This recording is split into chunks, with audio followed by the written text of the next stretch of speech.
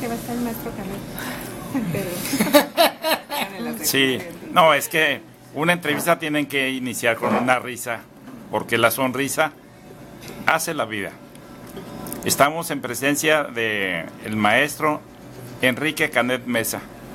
Fíjense, y viene purificado. ¿Por qué digo purificado? Porque nació en la Purísima, Baja California Sur. Él es un símbolo, es un ícono de la educación en Tijuana. Don Enrique Canet, buen día. Buen día. Resulta que pues padecemos de los mismos problemas. A mí me fascina el béisbol. Tú fuiste excelente pitcher en tus años mozos, vamos a ponerle así. Pero el propósito de esta entrevista es conocer eso que no se conoce de Enrique Canet. Platícanos de tu infancia, de tu juventud, cómo llegaste a Tijuana y por qué escogiste el magisterio como tu último trabajo. Bueno, nací en la Purísima en 1938. Me fui a estudiar porque era lo único que había en esos años, el maestro en La Paz, Baja California, a 300 kilómetros de la Purísima hacia La Paz, donde estaba. Estudié 6 años en un internado y en la normal, donde terminé, y de ahí me vine en 1957 aquí a Tijuana, Baja California, donde mi hermano ya estaba aquí, Francisco Canet, y me vine a trabajar aquí, que por coincidencia entré a la inspección y me mandaron directamente a la escuela Carranza, en el turno, que es un turno matutino en la Colonia Libertad. De allí me fui hacia arriba, que es en la calle 12, en la escuela que antes se denominaba Alesio número 2, del que hoy se llama Ignacio Zaragoza,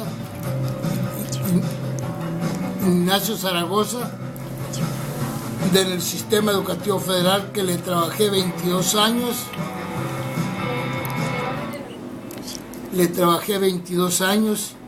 De ahí me pasé a la escuela Alesio número 3, que hoy se llama Naciones Unidas, y que trabajé también muchos años, hasta que en ese mismo tiempo empezamos un equipo de maestros a hacer una escuela secundaria nocturna, a los que nos tocó el número 26. Trabajamos mucho tiempo, tuvimos la fortuna de que las autoridades como don Francisco López Gutiérrez nos ayudaran firmando un convenio con la sección 37 del Sindicato Nacional de Trabajadores de la Educación, del cual nos fuimos a la escuela que hoy se llama Club de Leones en la Colonia Durango, pero de allí los gobiernos como nos dieron un terreno ubicado en Fraccionamiento Cortés, y allí empezamos a construir una escuela. Cuando llegó don Roberto de la Madrid Romandía, a quien nos prometió hacer una escuela, el cual cumplió, y lo que más vemos de un hombre sincero, cabal, como dijo, a los 15 días que llegue a la gubernatura, seré yo el primero que mande a hacer esa escuela. Y hay un episodio bien interesante ahí. Sí. Porque, platícalo, ese encuentro de un joven alto con el que era gobernador o casi gobernador, y empezaron a tomar guantes. Ah, sí, empezó a boxear con un muchacho de la escuela, el que era candidato a la gubernatura.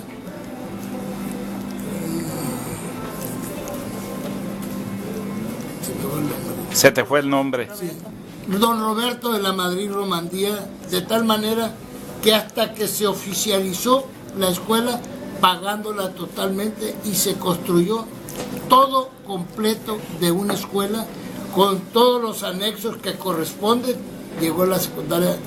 Posteriormente va a ser un reacomodo de escuelas secundarias y nos toca la secundaria 44, que ya se había convertido en escuela matutina y vespertina, de tal manera que ahí llegamos hasta tener de veras reconocimientos de la población de la sociedad de Tijuana, el reconocimiento del director de la preparatoria Lázaro Cárdenas, y que nos reconocía que era una de las mejores escuelas que tenía el sistema educativo estatal. Hasta hoy estamos en esa situación de esta escuela. Y de hecho, tu vida, se puede decir que eres Enrique Canet Mesa y tienes secundaria 44 como apellido.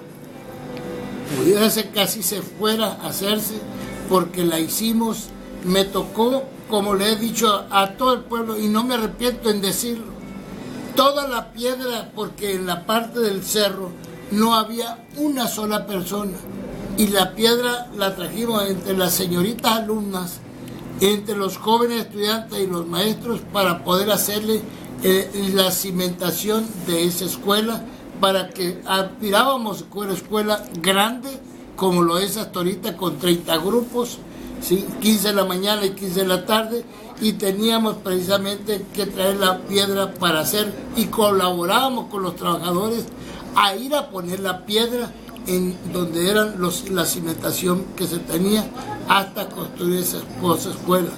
Posteriormente llegó una sociedad de padres de familia de una persona que venía de Sonora a buscar trabajo en Tijuana, le recibía a sus hijos, y en ese tiempo nos dijo bien claro: ¿cómo le vamos a hacer para trabajar aquí? Porque la pregunta inmediata que me hicieron, ¿qué quiere que le hagamos en la escuela? Y le contesté: un gimnasio. Y dice: ¿con qué dinero? Dinero que yo había ahorrado de todos los pagos de los maestros, cada quincena sobraba dinero, yo lo depositaba al banco, y cuando se terminó todo, yo nomás quedaba en ese tiempo y tenía cerca de los 900,000 pesos con que se empezó a construir el gimnasio. Todo cuando se los ofrecí, sí lo vamos a hacer. Y ahí está un esto donde costó un dineral, por ejemplo, traer la duela del vecino país del Canadá, costó $40,000 tener allí, más la mano de obra, pero como se trabajaba todo y teníamos todas las cuestiones, pudimos hacer un gimnasio que hoy yo creo que debe ser un orgullo de la escuela secundaria de los padres de familia. Al mismo tiempo, incluso, hay muchos alumnos que colaboraron y trabajaron arduamente, de lo cual hoy también firmé un convenio con unos maestros para que pusieran una escuela de voleibol, que era lo que los muchachos aficionaban, porque ellos decían: nunca jugué, a hoy vas a jugar, uniendo tus equipos y trabajando completamente con esos maestros. Está con nosotros también Sandra Mijangos y Maribel Ruiz. Yo creo que es momento que salen preguntas. ¿Quién dijo yo? Hay una placa que está a la entrada de la escuela que tiene dos números, el 77 como dos Cs al revés y luego 83. ¿Qué significado tiene esa placa? 77, 83. Es el tiempo que llegó el gobernador a gobernar el estado de California, de lo cual vinieron y pusieron la placa, que eso significa, empezó en 1977 para terminar, no por ser cuál es por qué la 44, porque era todavía una escuela secundaria número 26. O sea, inició como secundaria 26 nocturna. 26 nocturna. Sí. Y era difícil tener clases nocturnas en esa zona.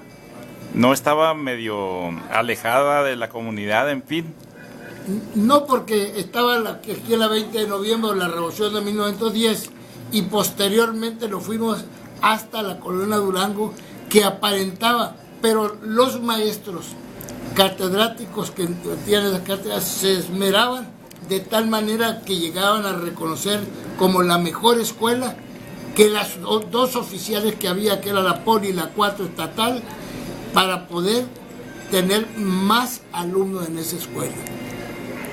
Maribel, hace un instante mencionaste algo de la presencia de la mujer en esta escuela y el maestro dijo que de hecho había más mujeres y yo tenía también entendido que había más mujeres alumnas que hombres.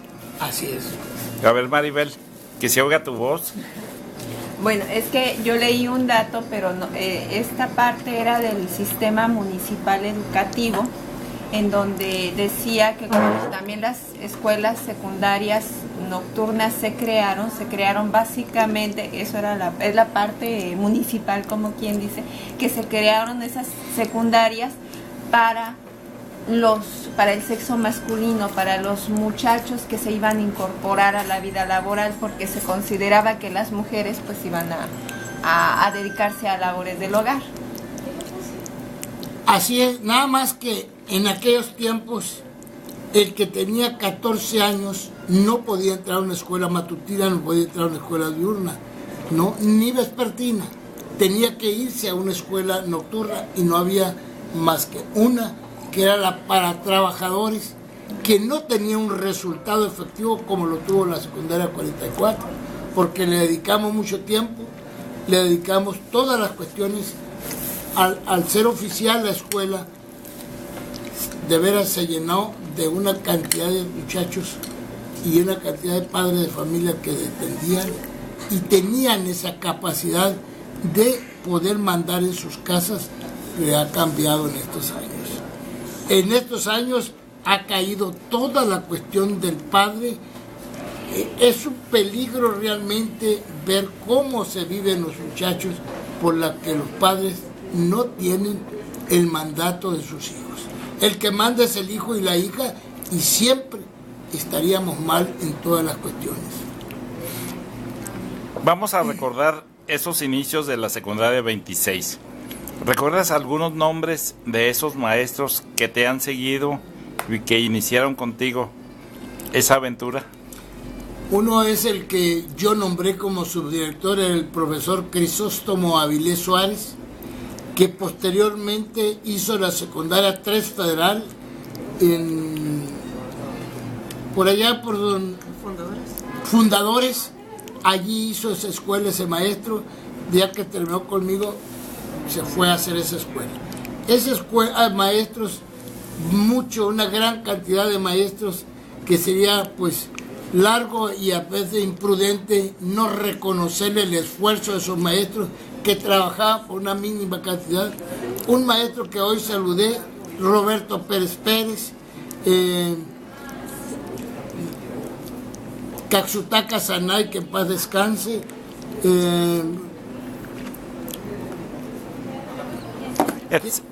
le ponemos etcétera, etcétera, porque no es fácil. Y aparte, mira, el Alzheimer me da a mí y nos da a todos y nos sorprende, nos sorprende. Así es. No es fácil, porque platícanos de ese momento en el cual tú, como pitcher, habías logrado una hazaña y tenías que ir a Mexicali a recibir algo de instrucciones respecto de tu escuela.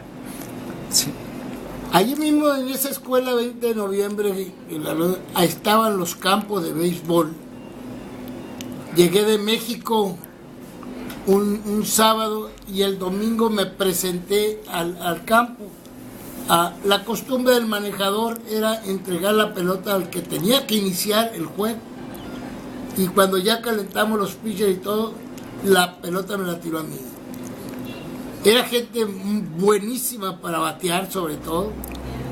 Y cuando le tiré 7 entradas, les tenía, la verdad, tenía miedo por lo bateador que eran y lo fuerte y lo poderoso que estaban en sus cuerpos, bien formados, fuertes, de tal manera que el día después de las 7 entradas, que no me llegó nadie allí, ¿sí? Nadie me llegó allí. Resulta que a la última pichada que hice del séptimo inning se me fracturó el brazo, de tal manera que de ahí me sacan y me llevan a un hospital y posteriormente me citan de la Dirección de Educación Federal para decirme que esa escuela no era correcto ni prudente que estuviera ahí. De tal manera que llegué ese día con el brazo bien vendado porque estaba fracturado de la parte superior del brazo, y me dijo el señor Cristóbal Reyes, que era el secretario de Educación, me dijo: no nos vayan a ver porque en ese tiempo la izquierda estaba muy fuerte en Baja California y nos esperamos un rato para saludarnos con la mano izquierda. Y ahí me dijo: no es justo, tienes que salir. De ahí tuvimos que salir a esa escuela a buscar dónde. Encontramos un colegio Tijuana que lo dirigía una maestra de Baja California Sur, y allí le pagábamos $100 porque nos dejara instalar la escuela allí. $100 era mi salario que yo percibía como director de la escuela.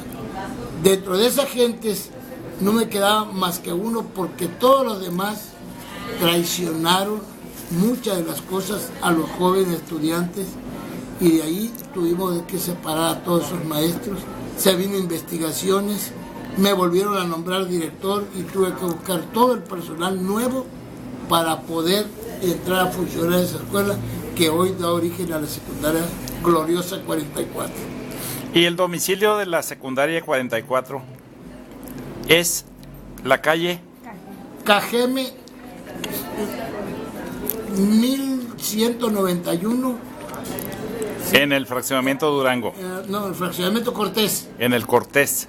Sí, porque en el Durango estuvo la escuela allá en sus inicios. En sus inicios como escuela municipal, que había un convenio firmado con don Francisco López Gutiérrez que dije anteriormente.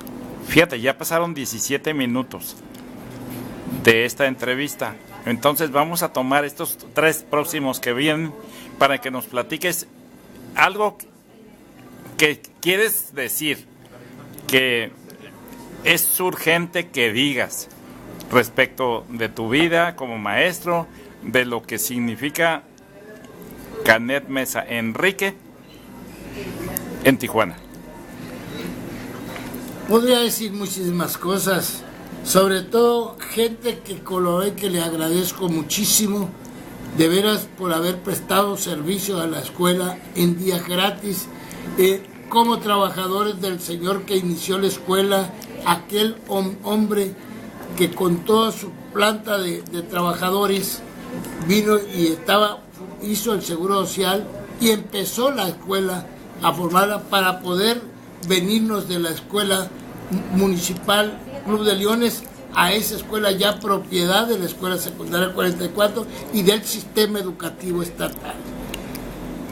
Hoy me encuentro en una situación de veras, a veces sería decir que gente que no merece estar en la escuela está dirigiendo una escuela que no corresponde a la calidad, pero por ser humano uno no lo corrí de la escuela porque en verdad no tiene nombramiento, no tiene nada, y además las autoridades de aquí, de este municipio, lo nombran director sin tener una preparación ni un nombramiento de subdirector.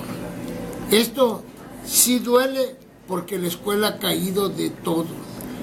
No supo ni siquiera cómo hacer una sociedad de padre de familia cuando yo estaba nombrado por el propio jefe del departamento para que yo hiciera todos esos trámites, que lo había avanzado hasta que dijeron que te fuera. Con todo gusto, como estoy jubilado, me salí inmediatamente.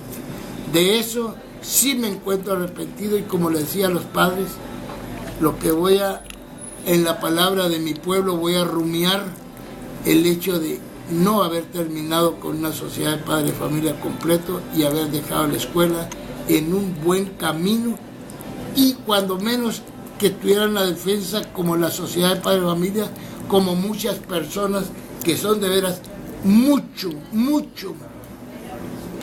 buenas personas y que las aprecio muchísimas como lo que nos estamos acompañando en este momento. Sandra, ¿qué pregunta tienes